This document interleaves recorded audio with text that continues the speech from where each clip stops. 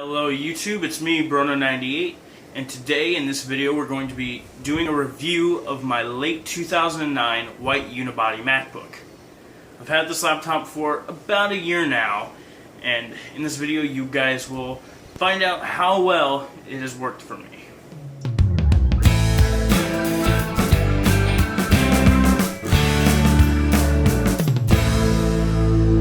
To start off, we're going to give you a tour of the MacBook. Over here on the left side, you have the MagSafe, the Ethernet, mini display port, your two USB ports, a combination headphone microphone jack, and the Kensington lock slot. On the front of the machine, you have nothing but the sleep light. Right side of the machine, you have the optical drive slot. And on the bottom, you have one big rubber foot, which is known to peel. On the top, you can see all of my stickers. Some I like more than others. If you open up the magnetic latch, you will find the 13-inch 1280 by 800 display, the excellent chiclet keyboard, the multi-touch trackpad, the microphone up here in the corner, and the power button. As it powers on, I'm going to give you a quick rundown of the specs of my MacBook as it stands today. It has a 2.26 GHz Intel Core 2 Duo P7550, 4 GB of RAM, a 120 gig Kingston HyperX Fury SSD, a 250 gig Hitachi Apple branded hard drive, and the NVIDIA GeForce 9400M GPU with 256 megabytes of video RAM. It's currently running OS X El Capitan.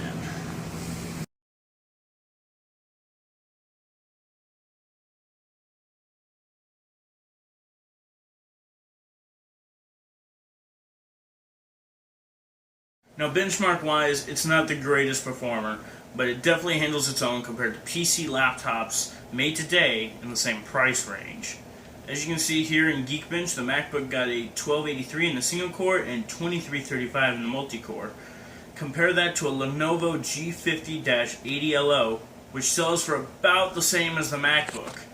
Lenovo gives a 1750 in the single-core and 3477 in the multi-core. The Lenovo is about 5 years newer than this MacBook. That, mixed with the excellent build quality of Macs, and it's safe to say this machine will last me another year or so, with plenty of life left in it. In Cinebench, however, it's a bit of a different story. In the OpenGL test, it scored 4.45 frames per second, and the CPU scored 117 CB. The 9400M really doesn't hold up well on the OpenGL benchmark at all. But that doesn't mean it can't perform. Every video on my channel since the unboxing of this MacBook to the Spigen Liquid Crystal case video has been edited using this very machine in either iMovie or Final Cut Pro 10, both of which it handled amazingly well. It also has played nearly every game I own on Steam at or near 30 frames per second on the lowest to medium settings. So it's safe to say this MacBook has been, and still is worth, every penny I spent on it last year.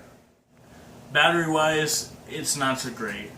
But that's understandable considering the battery in this machine is the original battery from 2009, making it 6 years old.